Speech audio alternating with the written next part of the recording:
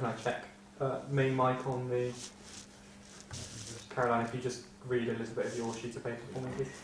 Wasn't it heartwarming to hear all those thank yous from COVID-affected Christians? With your help and by God's grace, we have fed more than 500,000 Christians affected by COVID lockdown or locusts or both. That's 500,000 people. Yeah.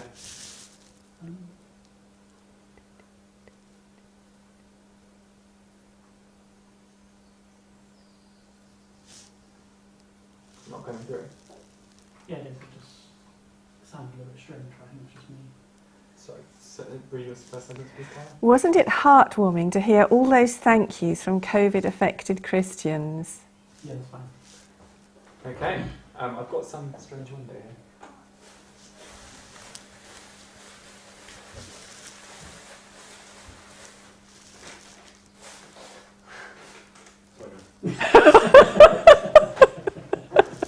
Get rid of it, sort it out, I'm sorry. We're going to take your sweets away now. Yeah, sorry guys.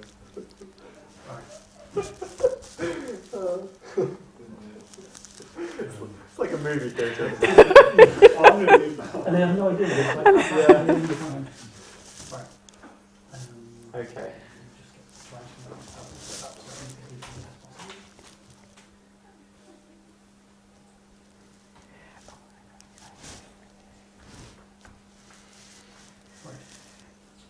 Give me a thumbs up when you're ready now. Oh, so Matthew, is it okay to hold it here now? It's not going to show. Yeah, I don't have to. Hand is a little bit Okay, no, I'll put it. Okay, no, it's okay. Well, Fine. I'm worried if I do that, then it's going to change it. If it doesn't work, oh yes, it does work. Yes. Okay, no, it's fine. Would you rather your hand on top? No, that's okay. Okay. Is it back to the slide that was on previously?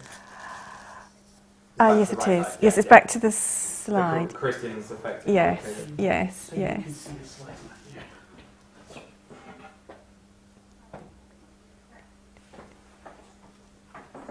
Is that? If that's not going to distract you there, No, that's you fine. can see what's on the screen there. Yeah, perfect. And I can see what the next one is as well. That's a much better solution. Yes. Fourth laptop. Yeah. Okay, everyone, get ready to record. Just in time. Take a seat, Hendrik. You can share some of the sounds so Any if you rustling? want. They rustle quite nicely. Oh, Matthew, the other thing is also, if you want me to tell you which ones I'm going to linger over and give stories to, I could do that. Don't worry. Okay. I'll, All right. Yeah. Okay. It's one of those things where it's going to act as if it's live. Oh, that's good. Yeah, so The more mistakes, the better. Yes. Yes. we'll put a bracket in, make a mistake here. And that's where Sam rustles his papers. I can record both cameras at the same time. Is that of any use to you? Or just have one video? Just do one. I think it's fine because there's enough going on today. Okay. When you're ready, I'll give Caroline a thumbs up.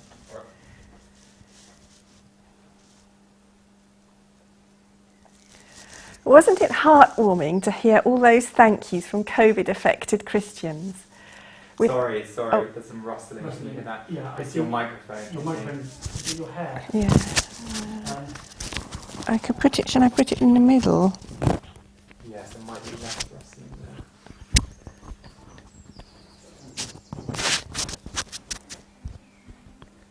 What's the orbital field on that mic? It's probably all around, isn't it? It's not directional. should be directional. Caroline, if we just do a quick audio check, if you could read your first sentence, please. Wasn't it heartwarming to hear all those thank yous from... Much better. Okay. All right, when Kris is ready, we'll give you another thumbs up.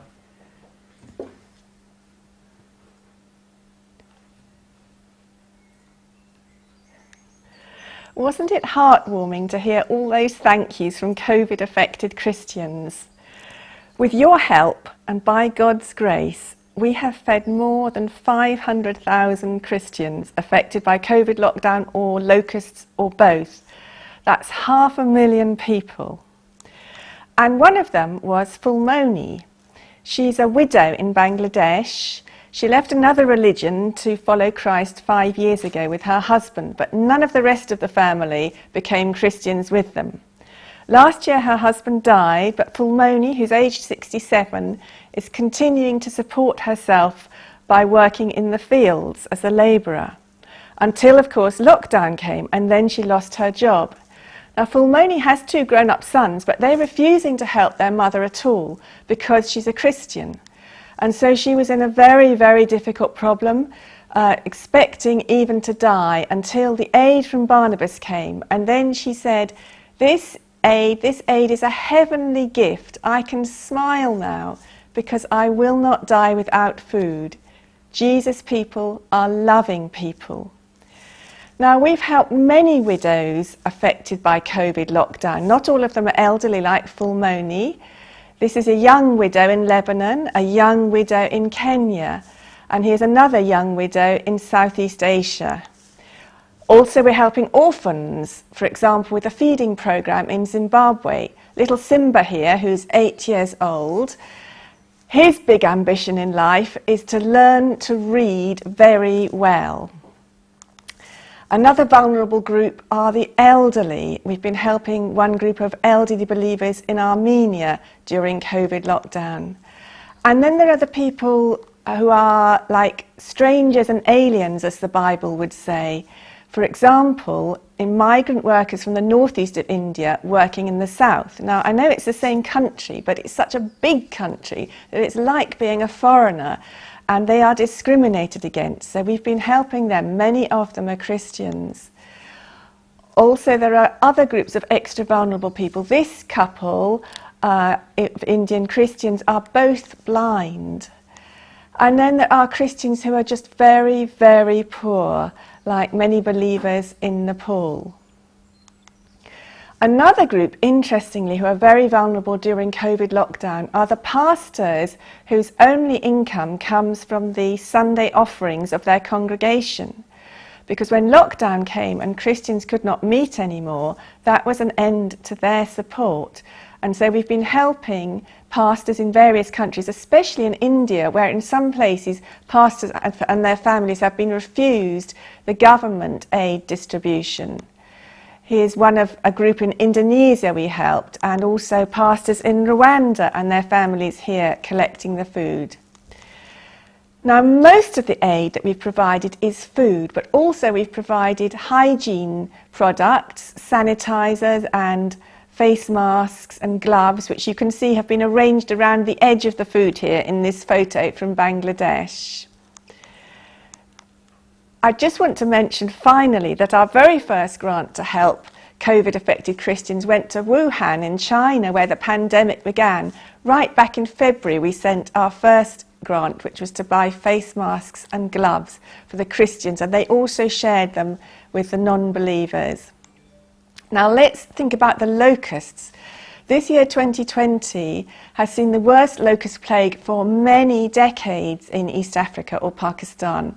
This photo shows a Christian farmer literally covered with locusts. Here's another Christian farmer and his family. He's one of many that we've helped after the locusts destroyed their crops. And I chose this photo because of Mr. Thacko's lovely quotation. He said, "We were praying God to send angels to help.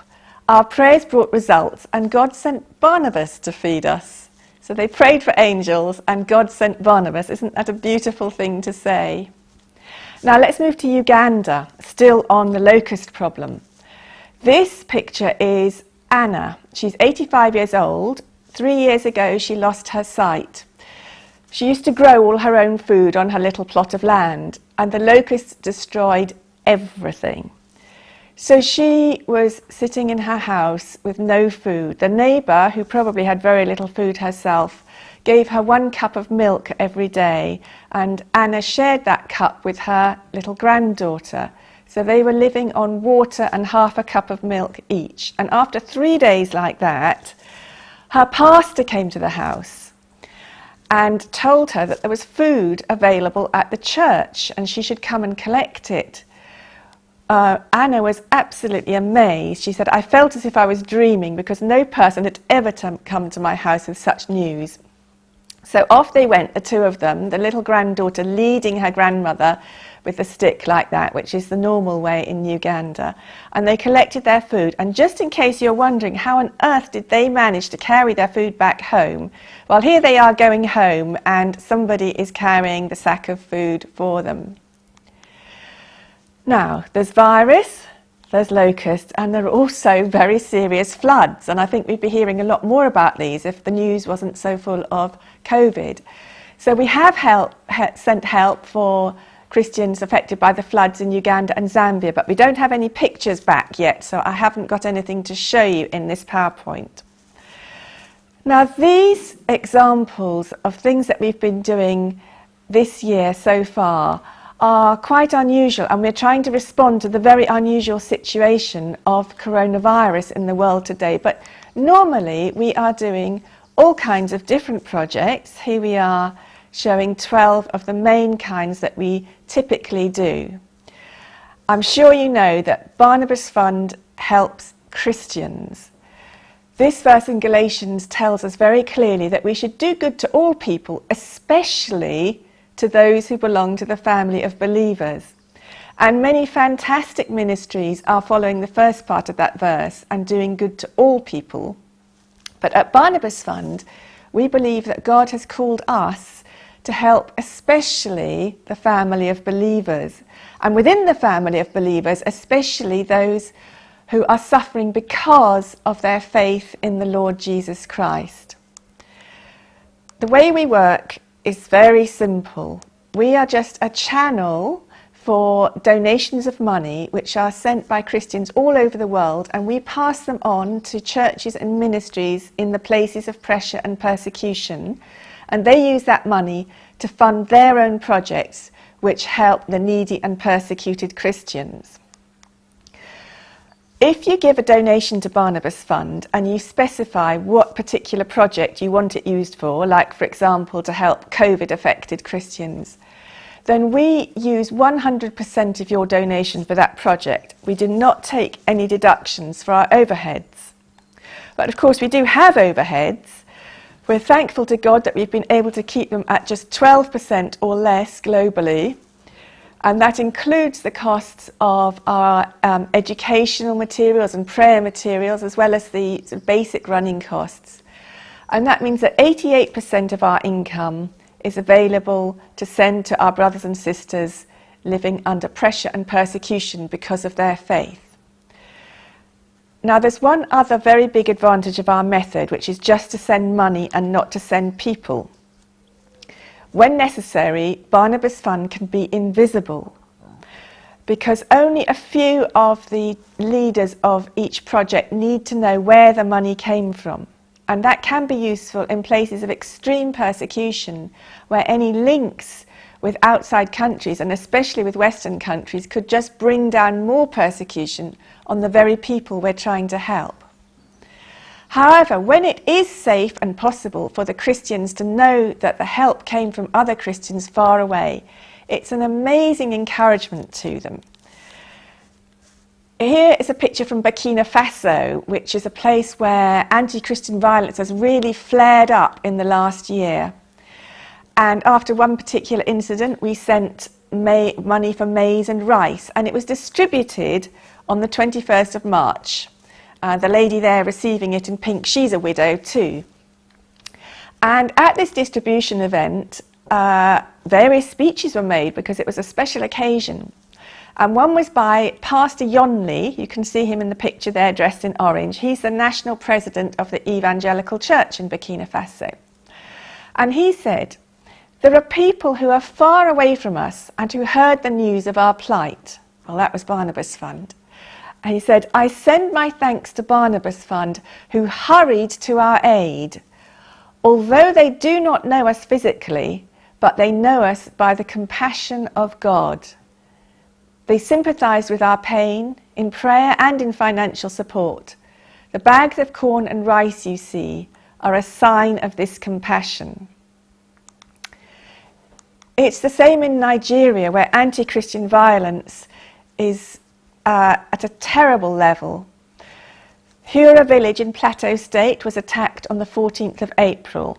9 people were killed, 3 of them children. One of them was a pregnant woman, so that's 10 people killed really.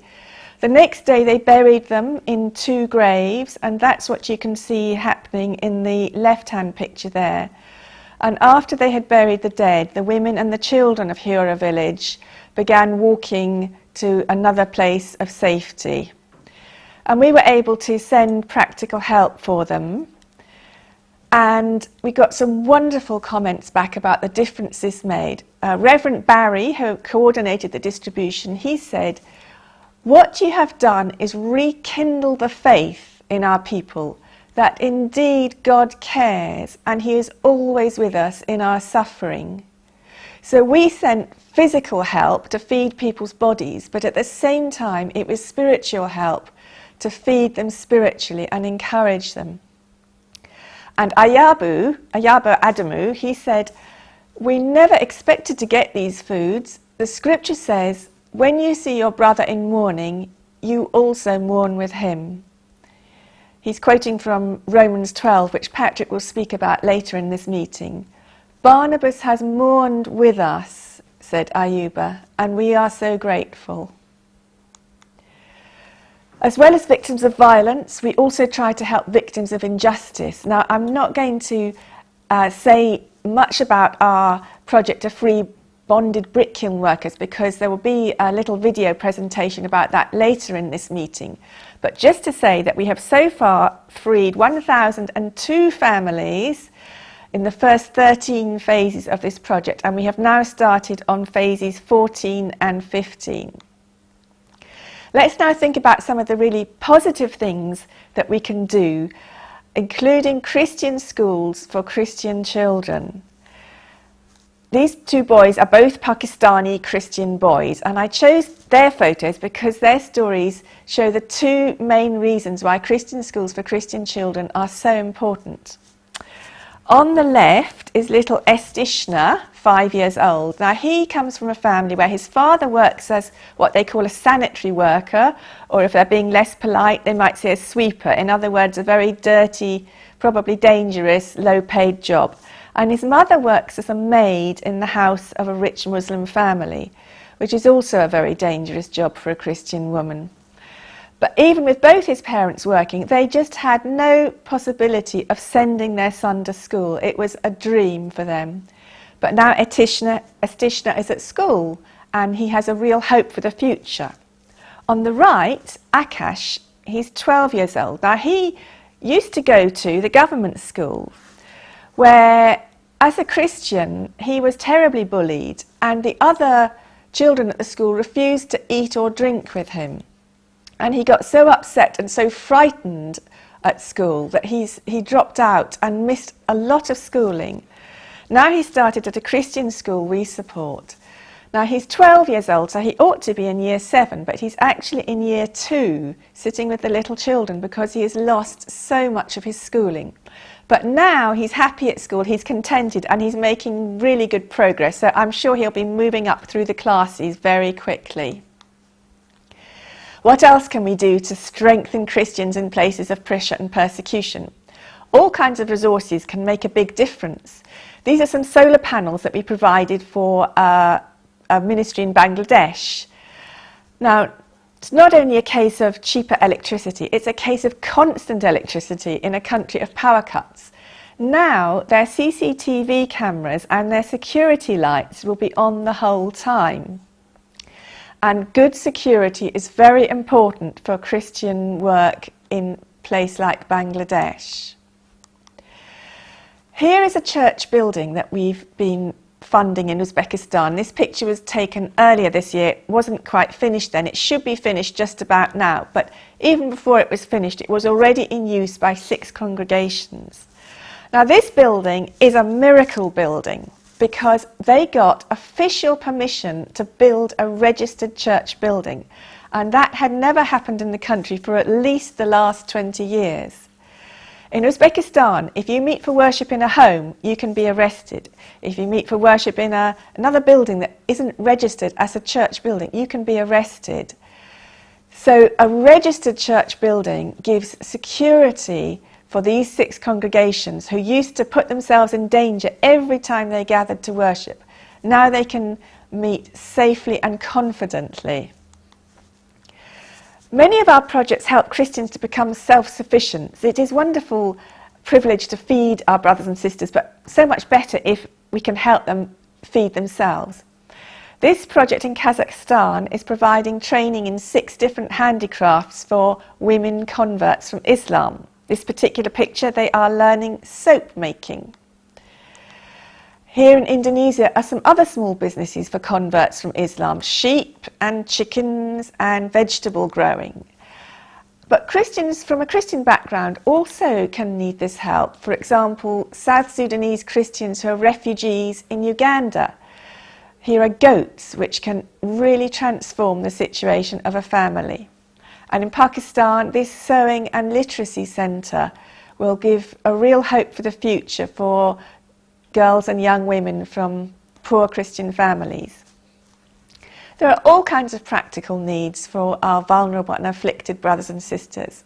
You may remember last November there was an earthquake, in fact a double earthquake in Albania. And we sent aid for some of the poorest Christians there. Some countries have very long and cold winters, and if you are poor, this can be a very dangerous time because many people do not have enough money to buy food and fuel, so they have to either eat or keep warm. They can't do both. And obviously, to miss out on either of those is life-threatening in a cold winter. So in Armenia, for many years, we've been providing fuel for needy Christian families. In Kyrgyzstan and Uzbekistan, we do the other need. We provide food in winter. It comes to the same answer. We are saving lives. I've already spoken about many widows. The Bible tells us to care for widows, and they are so vulnerable in many parts of the world. In Pakistan, widows are triply despised. They're despised for being Christians, they're despised for being women, and they're despised for being widows. Khalida's husband died of a heart attack. It wasn't a martyrdom, but he died. And she tried to support the children with various jobs, including working as a cleaner in a hospital. And one day, one of the nurses asked Khalida to give her a hand as she was trying to give an injection to one of the patients. I think the patient was not wanting to be injected, and probably Khalida had to try to hold the patient down. Well, anyway, as they were struggling to do this, the syringe slipped and it scratched Khalida. And a few months later, she was diagnosed with hepatitis. And immediately, she was fired from her job at the hospital with no compensation. Then began a very, very hard time for her. As she says, my children used to cry for milk, but I could only give them water. Now, thankfully, we are assisting her with food, with school fees for her children, and with the cost of the medicine that she needs for her own illness. And she says, it's a miracle from God. He is the provider. May God bless all the people who are supporting our family. And we get so many messages like this where the Christians recognise that ultimately their help has come from God, and yet it's come through other Christians. Now, equipping Christian leaders and leaders of the future.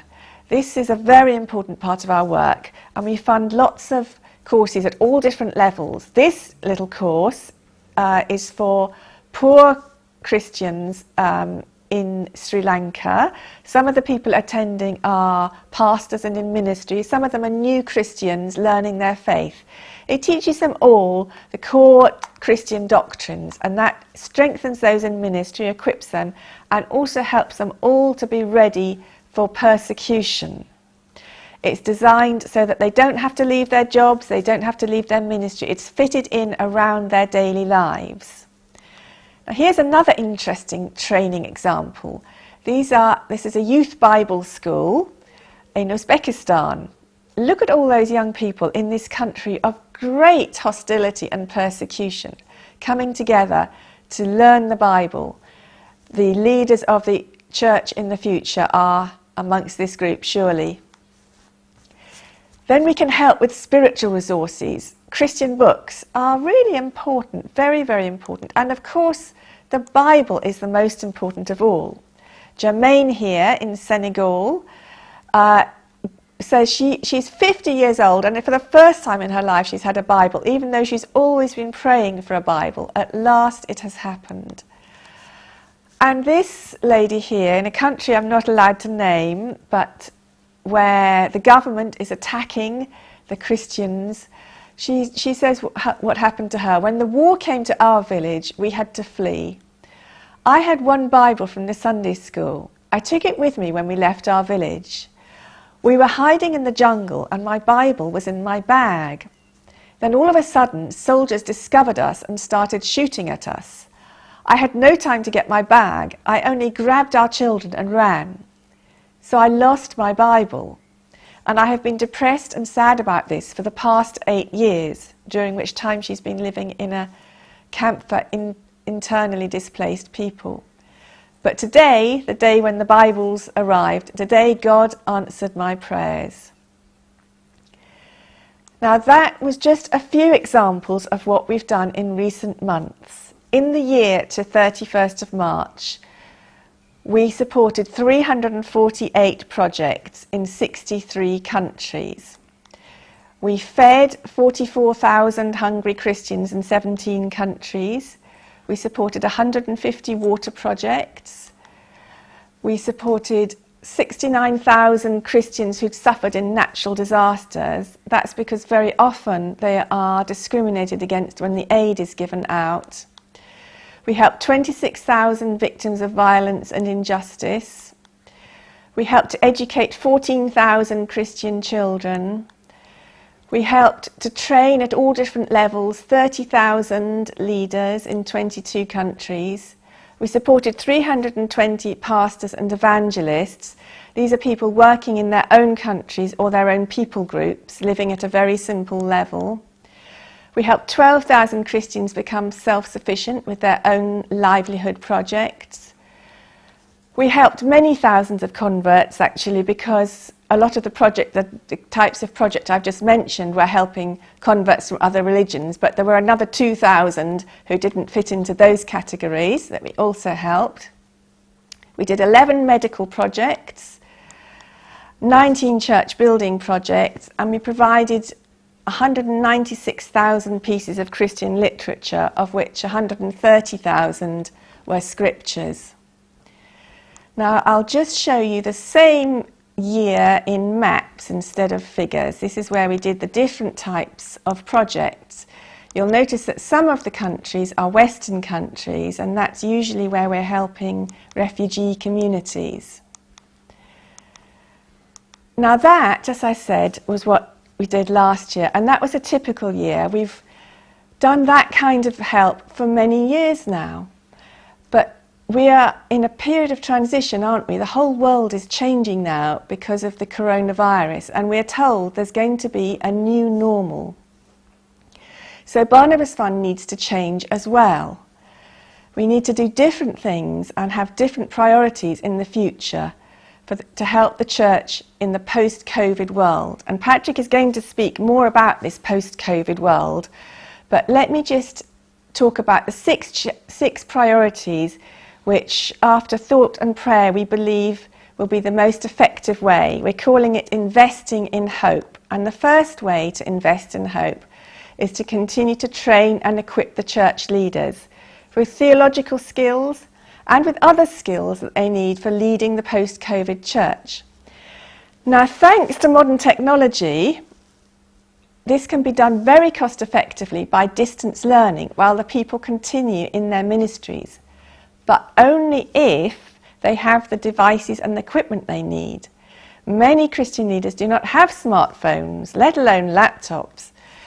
Many of them cannot afford internet costs. They have to choose between buying food and buying time online. They can't afford Zoom costs either.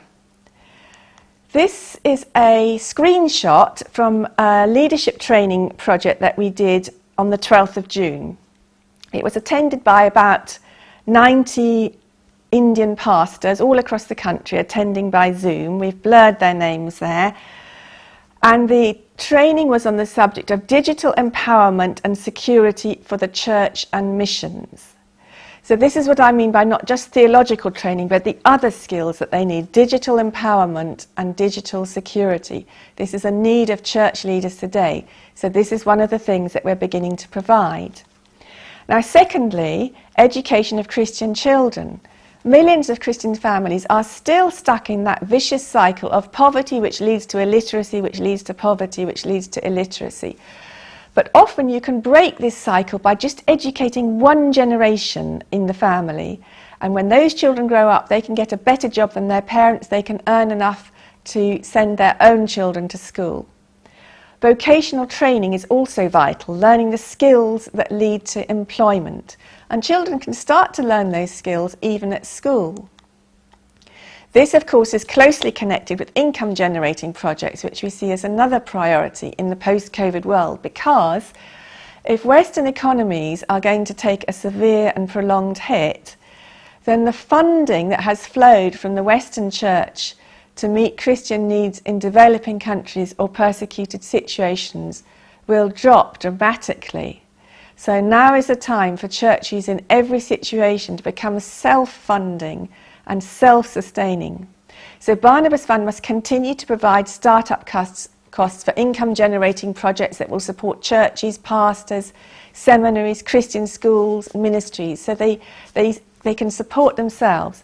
And also livelihoods for ordinary believers, firstly to sustain them, and secondly because they will then be able to give and support local churches and ministries.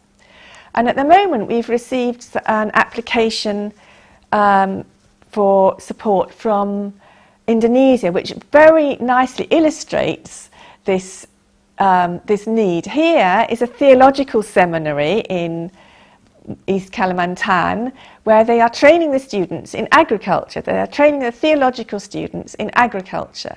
And here they're training the Bible students to make tempe, which is a kind of Indonesian food made of soybeans. So this is exactly the kind of thing that we have in mind. Now, healthcare is something that we think we need to move into our top priorities. Many health treatments are very expensive. So a Christian family living at a simple level may be doing fine until sickness or accident comes to the family, and then they just don't have the money that they need to pay for the treatment that they need. They won't have saved very much for an expensive treatment if they don't have very big incomes. So we want to establish Christian clinics and hospitals which can provide affordable treatment for needy Christians. Then there are Bibles and other resources to strengthen the church spiritually. This will continue to be a priority. Scriptures, other Christian literature, other resources, and also, Lord willing, we hope to start a new website that will be called Barnabas Today.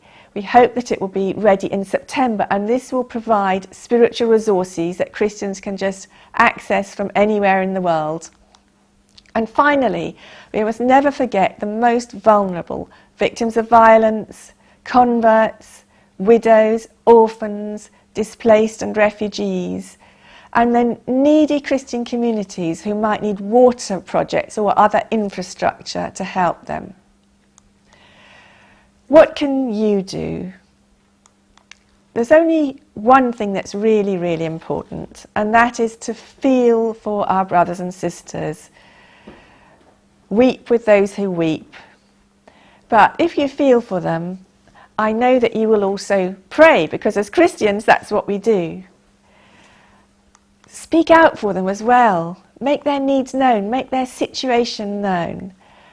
And finally, if the Lord so leads you, you could give financially, and we will pass the funds on to the Christians in places of pressure and persecution. We're very conscious at Barnabas Fund that all we do is only possible by the grace of God and through the gifts and prayers of his people all around the world. So may I say a very, very big thank you for the part that you have played in making these things possible. And now please join us in praising God as we sing Amazing Grace. The hymn will be followed by another short video presentation, and then our UK Chief Executive Officer, Dr. David Dean, will give an update on our faithful volunteer speakers, church partners and prayer groups around the UK. Thank you for all the questions that we've received so far. Please do continue to post your questions and comments in the form below on the Barnabas Live webpage.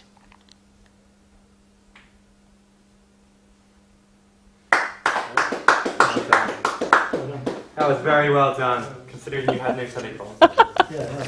Natural, very natural, very good, very good. I can't believe you did all of that with those little notes. I know. I practiced it a few times. Very good. Very, Will, okay? very good. Yeah, good. Very good, very good. Well, thank you, fellas. Now we've done hard work, we've done the easy bits. Sasha and David as well, very, very influential in this. Thank you.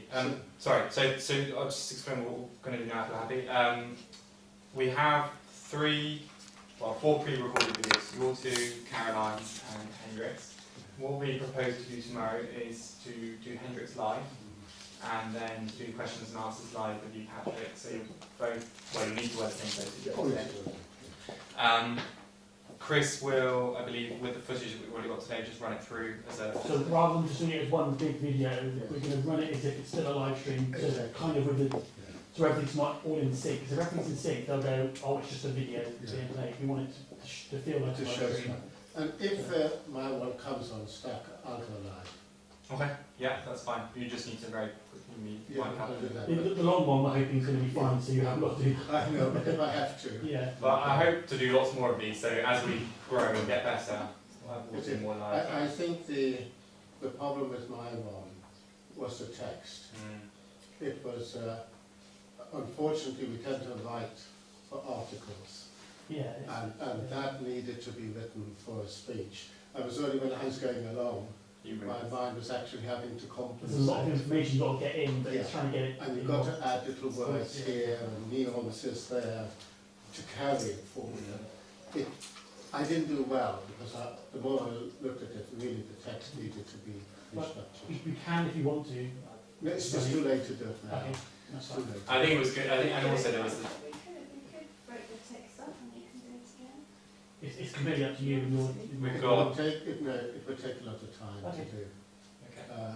But let's see, if tomorrow this one doesn't work and I go live, then I'll work for my mind.